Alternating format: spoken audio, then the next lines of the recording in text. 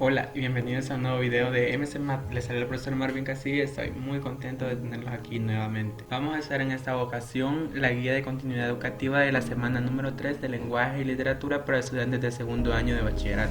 Los contenidos que vamos a trabajar en esta oportunidad siempre de la unidad 1. Los contenidos que vamos a trabajar en esta oportunidad de la unidad número 1, literatura de la América precolombina, son: el número 1, la producción de textos con intención literaria; el número 2, el lenguaje, la lengua y el habla; el número 3, uso de la tilde en las palabras exclamativas, interrogativas y en los vocablos compuestos. La producción que esperamos para esta semana será el diagrama comparativo de lenguaje, lengua y habla; la creación de un texto con intención literaria sobre el tema de la literatura precolombina. Entonces damos inicio en la primera actividad que vamos a encontrar. Nos piden en la actividad 1, encuentra en la sopa de letras los temas propios de la literatura precolombina y completa en tu cuaderno. Acá vamos a buscar palabras que nos ayuden a completar estas oraciones que están acá. Una ayuda que nos menciona aquí la guía es que para resolver esa actividad podemos consultar el material de apoyo de la semana número 1. Aquí nos habla sobre cantos de, significa que van dos palabras y una más. Mitos sobre creación de, aquí hay un espacio y va otra palabra. Vamos a revisar la guía de la semana número 1 y nos vamos a dar cuenta que en esa tablita donde están los temas de los cuales ellos se basaban para escribir, en los que se inspiraban, vamos a encontrar por ejemplo la literatura azteca. Encontramos acerca de cantos de flores, cantos de la tristeza y cantos filosóficos. También en la literatura maya nos encontramos en ese caso las profecías sobre el advenimiento de una nueva era religiosa, mitos sobre la creación del mundo y la humanidad. Y también aquí en la parte de la literatura inca nos encontramos himnos religiosos y heroicos, poesía del amor y festiva, expresiones de consuelo y tristeza. Con estas palabritas nosotros vamos a viajar acá y vamos a completar. Les recomiendo que la vayan a revisar para que completen estas palabras que hacen falta aquí en las oraciones y que se encuentran dentro de esta sopita de letra. Por ejemplo, aquí podemos encontrar rapidito filosóficos y entonces esa palabra va por acá. En la actividad B, en el desarrollo, nos dice que desarrollemos los siguientes pasos para redactar un texto con intención literaria. Tenga en cuenta que debe tratar uno de los temas propios de la literatura precolombina. De la guía creo que esta es la parte más bonita que viene, en las cuales ustedes se tienen que inspirar, imaginar y pues darle la intención que cualquier escritor debería tener a la hora de elaborar un escrito. Dice que lo primero que tenemos que hacer es seleccionar un tipo de texto, ya sea narrativo, lírico o dramático. Entonces nos basamos en cualquiera de estos tipos y cuando ya tengamos claro de qué tipo lo vamos a hacer, pues nos encaminamos a los siguientes pasos, que es elaborar el plan de redacción del texto seleccionado.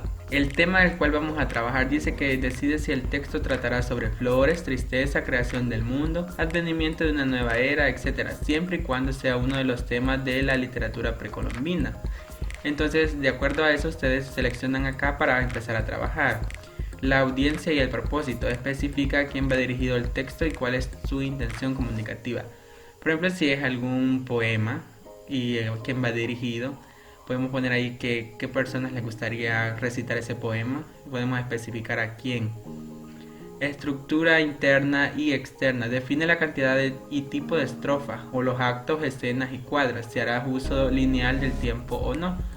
Y aquí pues vamos a decir cuántos actos o cuántas escenas o cuántas estrofas va a tener ese escrito que realicemos. Por ejemplo, si continuamos con la idea de un poema, podemos pensar cuántas estrofas le vamos a poner, qué tipo de rima va a tener este poema. En el contenido dice establece lo que vas a decir sobre el tema que seleccionaste, 3 o 4 oraciones. Si es narrativo, dramático, anota algunas características y roles de los personajes. Aquí podemos hacer, por ejemplo, unas pequeñas descripciones acerca de nuestros personajes, decir más o menos de qué va a tratar, como un pequeño resumen de lo que estamos imaginando. Por ahí podríamos empezar. Los recursos literarios. Precisa los recursos literarios, figuras retóricas que va a utilizar. Si es posible, incluye figuras de omisión estudiadas en esta unidad. Si ustedes ya aprendieron y ya saben cuáles son esas figuras literarias, por ejemplo el Lipsit, Seuma o Asíndeton, podemos utilizarlas para darle más belleza a nuestro escrito. En C nos dice escribe tu texto en el cuaderno atendiendo a los literales anteriores, pero ten en cuenta que eres libre de hacer cambios si lo deseas. Usa toda tu creatividad.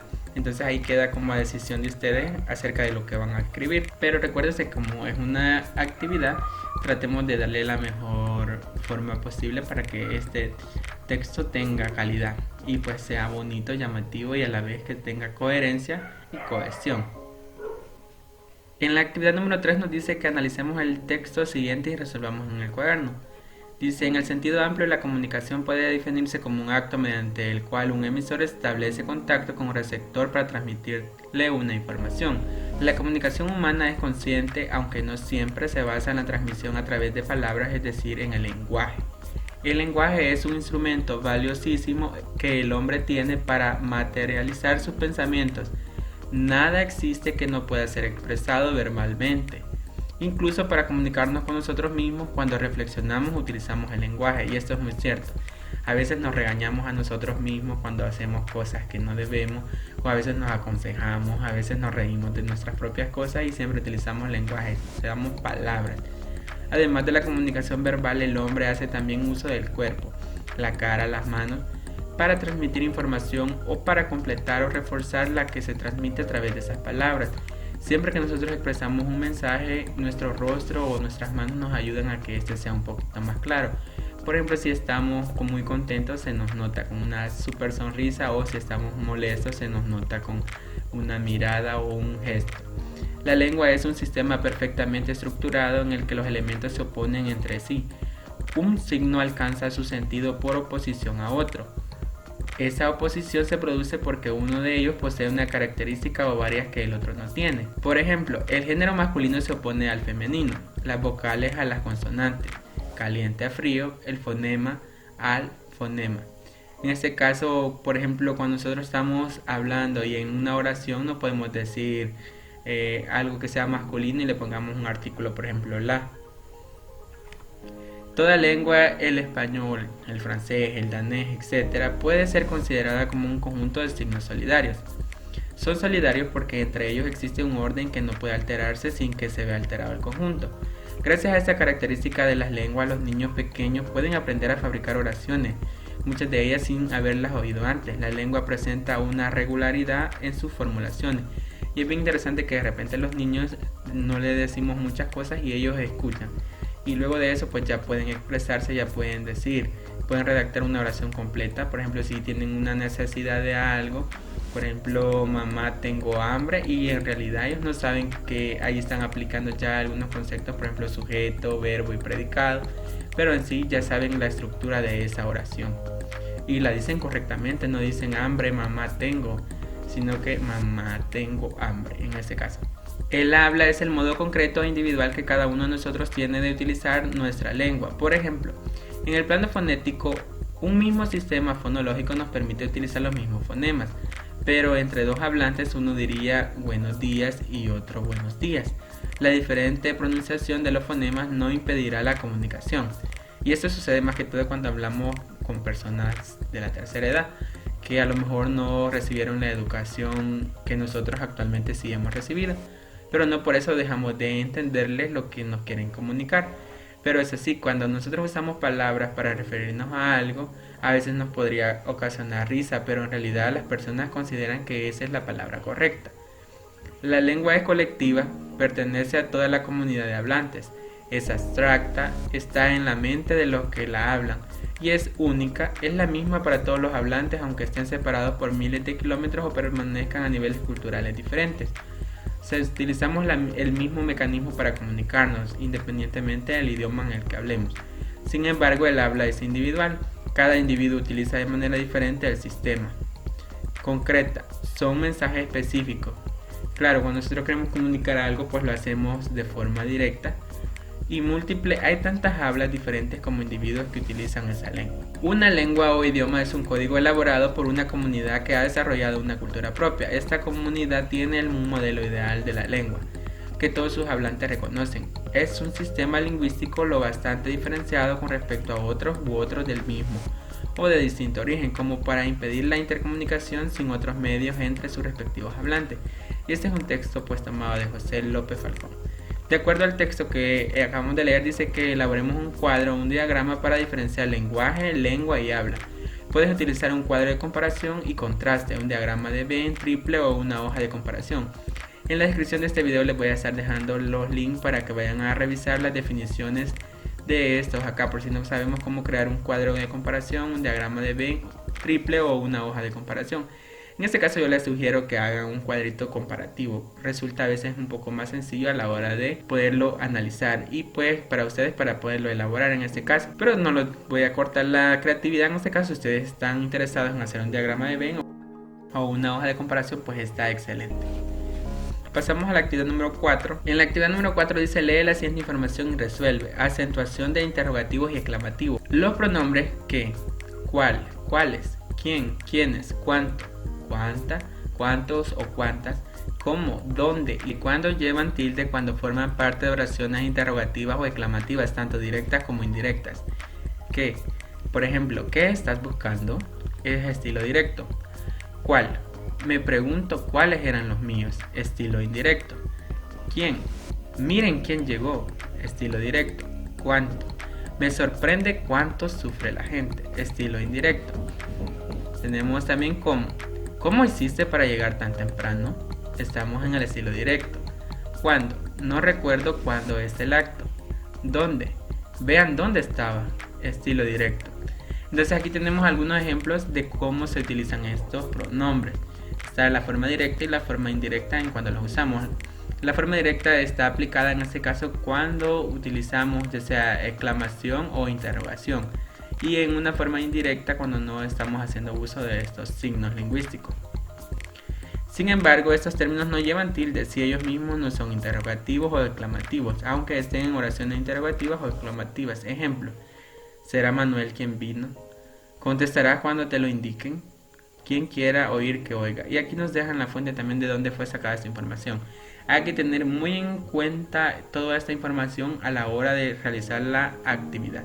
Pues estos pronombres son muy importantes a la hora que nos comunicamos, porque nos ayudan también a preguntar. Por ejemplo, si nosotros no hacemos correctamente el uso de esto, se puede malinterpretar nuestro mensaje. Así que hay que usarlos adecuadamente. Acentuación de las palabras compuestas. Las palabras compuestas sin guión. Cuando nos encontramos ante una palabra compuesta de dos o más lexemas que se escriben sin guión, solo lleva tilde si lo necesita según las reglas generales de acentuación. El último componente a saber, por ejemplo, aquí tenemos una palabra compuesta, décimo más séptimo. En este caso le quitamos la tilde a décimo porque diríamos décimo séptimo. Tío vivo, tío más vivo, tenemos tío vivo. En este caso no le ponemos a tío la tilde. Porta más lámparas, nos queda porta lámparas. En este caso sí le agregamos la tilde siempre a lámparas. Palabras compuestas con guión. En el caso de palabras compuestas de dos o más lexemas que se escriben con guión, cada uno de los componentes se mantienen independientemente, por lo que llevan tilde siguiendo las reglas generales de acentuación. Es decir, por ejemplo, tenemos épico más lírico y lo separamos por un guión, épico lírico, en este caso respetamos su tilde. Realidad más ficción, en este caso si la separamos por la tilde sigue manteniendo su, si la separamos por el guión sigue manteniendo su tilde. Teórico más práctico, separamos por un guión, llevan su tilde siempre, se mantiene. Palabras compuestas terminadas en guión mente. En el caso de los adverbios terminados en guión mente, la tilde se pone en el primer componente, o sea, en el adjetivo, solo en el caso de que éste lo lleve de manera independiente así. Fuerte más mente, en este caso fuertemente, no colocamos tilde. Fácil más mente, fácilmente, ahí sí colocamos la tilde. Sutil más mente, sutilmente, aquí la tilde se mantiene. Difícil más mente, difícilmente, también se mantiene la tilde en difícil. Aquí tenemos también la fuente que podemos visitar para mayor información. Plantea en tu cuaderno uno o dos nuevos ejemplos por cada regla de acentuación estudiada. Entonces se van a ir a investigar un poquito más de esto para plantear más ejemplos, o si ya conocen algunas palabras, pues directamente podemos aplicarlas. Cierre. Actividad 5. Lee y revisa el texto creado en la actividad 2 para verificar si tiene coherencia, cohesión y corrección en la escritura. Haz los ajustes pertinentes atendiendo las reglas del uso de la tilde en las interrogaciones, exclamaciones y palabras compuestas. Reescribe y envía a tu docente listo para ser publicado. En este caso es siempre en Classroom. Lo vamos a subir ese texto y pues ahí. Esa sería toda la explicación para esta guía. Si tienen dudas, pues déjenmelos en los comentarios. Y pues nos vemos en el siguiente video. Espero que este video sea de mucha utilidad. No olviden suscribirse a mi canal, regalarnos una reacción para saber que estamos haciendo las cosas bien. Y nos vemos en el siguiente. Hasta luego.